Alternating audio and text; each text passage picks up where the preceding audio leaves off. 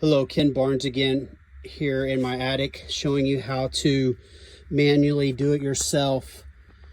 Help unclog your drain lines to your HVAC system here in my attic. What to do would be to find this drain line here, put a funnel in it, and pour about a cup of bleach into the drain line. Once you do that, do it slowly. Don't rush it. Don't just guzzle it down.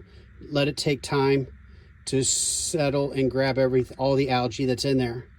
Then go to the sink where your drain line is draining in your house and pour it down the drain of your sink. Ken Barnes with Predator Restoration.